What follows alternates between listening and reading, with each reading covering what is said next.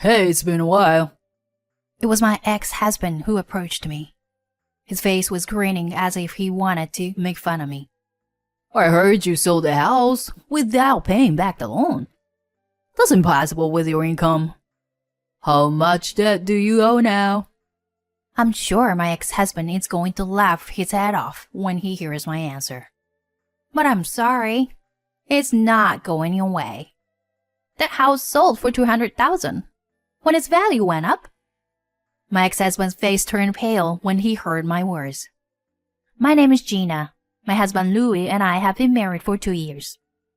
We met at a matchmaking party held by a dating agency, and I was invited by my friend to the party. I met Louis there. He was an office worker at a company, and is 2 years younger than me. I had been prioritizing my work, but my parents were worried about me and I started to look for a marriage partner. And he was the same way. His parents also said, "Don't you think it's time for you to get married?" So he joined this party. We felt close to each other because we were both being rushed by our parents, and we got along well with each other right away. We were not seriously thinking of getting married, but since we met each other by chance, we exchanged contact information. We started going out for drinks regularly after work, and we also started going on dates on our days off. Louis and I had a lot in common, probably because we were close in age. So we had a lot of fun together, and I became more and more attracted to him. He also liked me, and we started dating. We continued to date steadily, and after a year of dating, we decided to get married. I was so happy when he proposed to me. Gina, I realized that you had become a very important person to me. So I want you to continue to live your life with me. Please marry me. He gave me a ring. I cried tears of joy when I received it. Yes, I love to.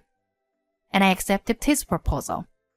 Then we shared the news to each other's parents, met with both of our families, and got married. Many people at work and among our friends congratulated us on our marriage, and we felt the happiest we had ever felt. Then my husband and I went on our honeymoon. I was thrilled every day with the sweet, newlywed life full of happiness.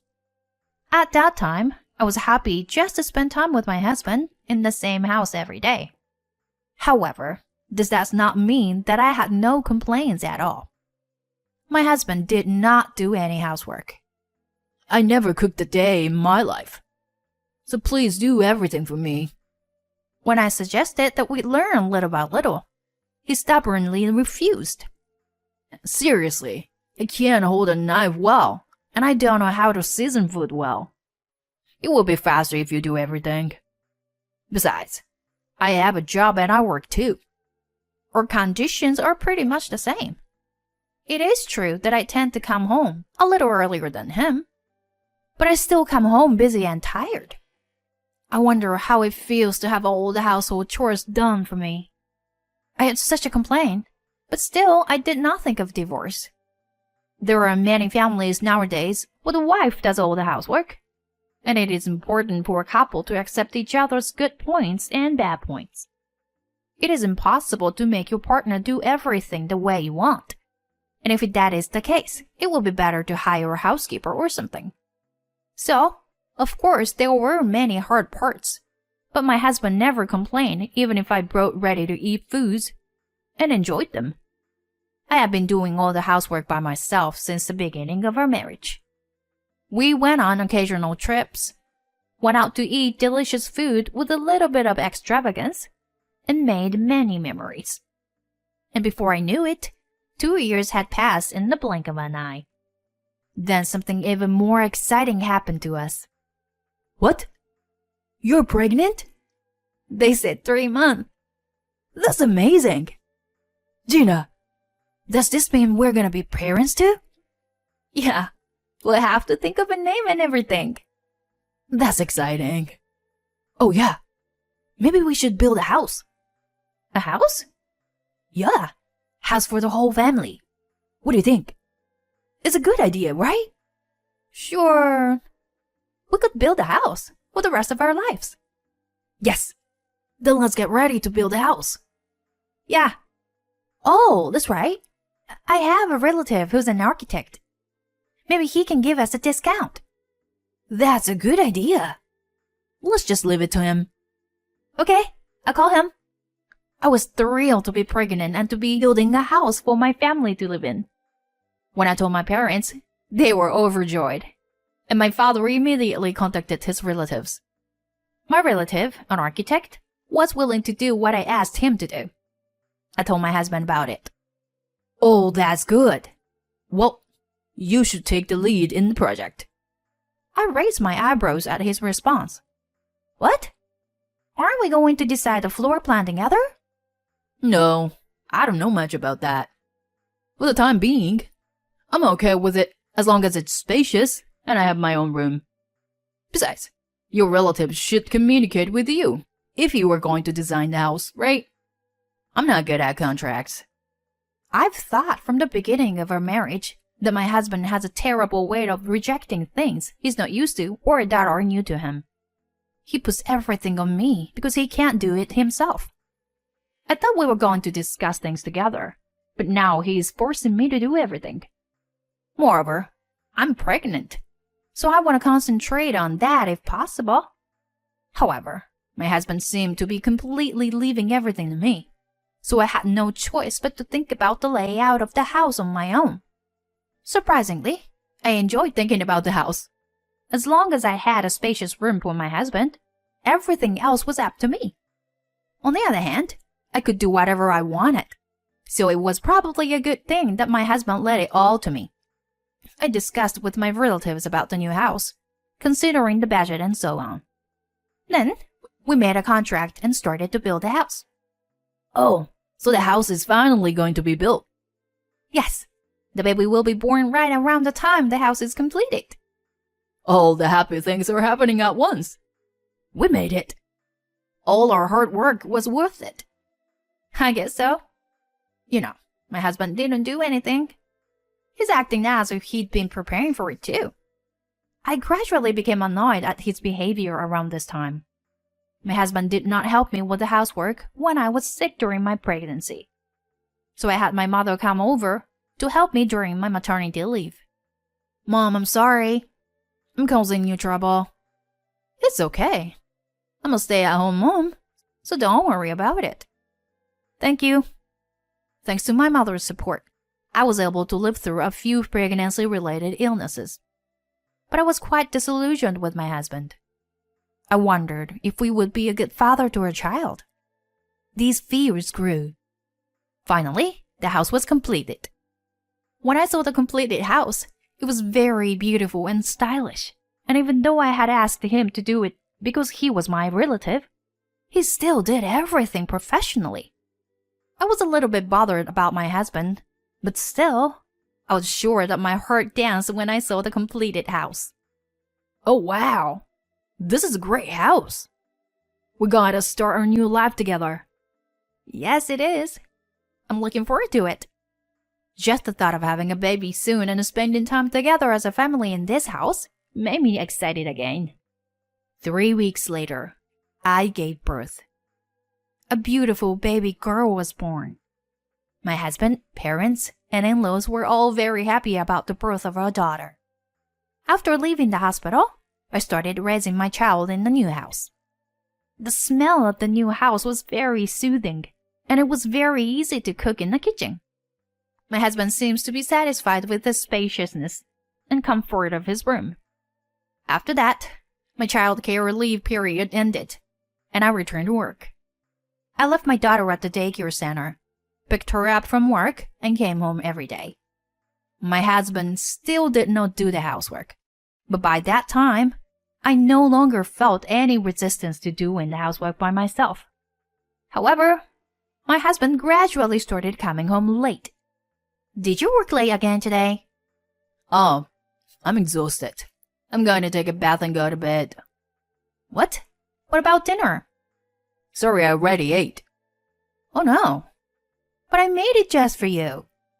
I had to work, so it couldn't be helped, right? But why didn't you call ahead? It's a pain in the butt. And when I have to work late, I can't afford to call you every time. You work too. You know that, don't you? My husband went to take a bath with such a frustrated look on his face. After that, he came home late at night more and more often. And even on holidays, he went out alone. I became more and more dissatisfied with the fact that he did not care about the family at all. Then one day, I exploded. It was a Friday. My husband came home again at 2 a.m. without calling me. Welcome home? Whoa, you scared me. You're still up. Is it more convenient for you if I'm asleep? Not that I'm saying that. But I'm going to take a bath and go to bed. Wait a minute. What? You've been home late the last few days. You've been drinking. You go out on your days off and leave me and my daughter alone. I want you to be a better husband and father and take better care of our family. When I said this to him, he looked annoyed. I work hard to support this house as the head of the family, don't you think? Don't you dare to speak to me like that just because you're my wife. What was that supposed to mean? I work too, and I'm the only one who takes care of our kid. Huh? So what? That's a wife's job, right? That's an old-fashioned way of thinking. I just want you to think about our family, at least a little. Shut up. Don't tell me what to do. My husband got so mad that he went into his room. My daughter woke up and cried because of his yelling and anger, and I was forced to concentrate on caring for my daughter. But I'm sure that I was more angry than ever with my husband. I decided to go back to my parents' house for a while and pack clothes for about a week. The next morning, I took my daughter home early. My parents welcomed me warmly because I had explained the situation to them beforehand. It's a tough relationship between a husband and wife. But I do wish you would think about your family a little more. Well, forget all that for once and stretch your wings. I'll take care of the housework. My parents took care of me. It helped me to relax and concentrate on my work. I'm sure my husband will be thankful for me in a week. I left the house for such a long period of time because I wanted him to realize how much I took care of the housework. But I never heard from my husband during that time. I wonder if he was too stubborn to contact me. At any rate, I went home because I'd been bothering my parents for a week or more already. I wondered how dirty the house was. I opened the front door of my house with some anxiety. It was as clean as when I left. Had my husband cleaned up the house? I entered the house with surprise. But when I saw what was now on the table, I was absolutely stunned. What? No way! There were divorce papers on the table that had already been filled out. And when I looked at his room, I found his belongings were gone. In short, he had left while I was giving him the house. I called him in a panic. Hey, Louis! Who are you? Huh? I thought I called my husband, but a woman answered the phone. Are you Louis' wife? Yes, but who are you? I'm Louis' girlfriend. What? Louis dumped you? Oh no. You were having an affair? Louis chose me. At first, it was an affair. But now that I'm officially his partner, you need to file for divorce. Oh, and don't try to find him, okay? We've already quit our jobs and moved to different places.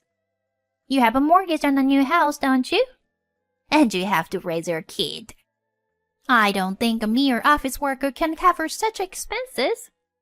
But good luck with that. After saying this, the doctor hung up the phone. I despaired. I had no idea that my husband was having an affair. I was so angry that I couldn't control my emotions. My parents came to see me right away, and as we talked, I gradually regained my composure. My parents were also indignant and wanted to catch them right away, but I didn't want to waste my money on a detective agency to look for them. Anyway, I called my parents-in-law, but they didn't know where my husband had gone, and they apologized profusely. I had many thoughts about my husband, but I decided to forget about him and move on with my life. I filed for divorce and decided to raise my daughter as a single mother. The problem was this new house. The house, which is under my name, is a rather expensive house, and the mortgage is still $4 million because I had assumed that we would be able to pay for it together. Now that my husband is gone, I have to pay off this loan by myself, which is impossible. It is not realistic when I think about saving money for tuition for my child. So I decided to sell the house. A year has passed since then. After my divorce, I moved back to my parents' house, and with the support of my parents, I was raising my child and working hard. Then one day, I decided to go shopping and was walking around town. I was walking around, and suddenly someone called out to me. Hey, it's been a long time. It was my ex-husband. What are you doing here? His face was grinning so much that he wanted to make fun of me. I just came to buy something for my daughter. I wanted to leave as soon as possible, but he insisted on talking to me. I heard you sold the house without paying back the loan. How do you know that? I want to see if you were still living in the house. But I saw the name on there had changed, so I knew you sold it. Well, you can't afford it. It's better to sell the house, even if it's in red. How much debt do you owe now? That's what my ex would ask me. I'm sure he's planning to laugh his head off when he hears my answer. But I'm sorry, it's not going your way. That house sold for $20 million when land prices went through the roof. Huh? Yes. So we made profit of over $10 million after all that. My ex-husband's face turned pale when he heard my words. No way. You're lying, right? How could you sell that house for that much? That house wasn't bad, but it was just a normal house.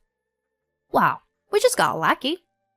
The relative who designed that house was an internationally recognized architect. That was before you eloped with your mistress, so the house sold for a huge premium because of it. Well, it was brand new and immaculate. Oh no. Then give me my share. Half of it's mine. I'm afraid I can't do that. You left a written note with the divorce papers saying there would be no share. I didn't want to give you a dime of my money. Even so, it's still valid. So I don't have to give you the money I got. Then we have nothing more to talk about. Wait a minute. I'm in debt. I tried to make a fortune in the stock market and failed. And the woman I remarried ran away. I'm so stupid. And that's why you decided to ask me for help? You're really good at what you do. But you dumped me. Do you think I would help you with money? But since you showed your face now, I'll charge you alimony and child support for the affair. Hey! If you come any closer to me, you're going to owe me even more money. Is that clear? What? If you don't like it, don't ever come near my family again. I told that to my ex-husband, and he ran away in fright. I don't expect to get any alimony from him anymore, but I'd rather not have him come close to me and cost me money now. So I taught him this so that he would never appear in front of me again. In fact, since then, my ex-husband has stopped showing up at all. Well, maybe he is so much in debt that he doesn't have any time to pay the bills. But I am already happy and prosperous enough without him, and I don't want to get involved with him anymore. I am going to live happily with my daughter who is growing up, and my parents, and I am going to do my best in my work every day.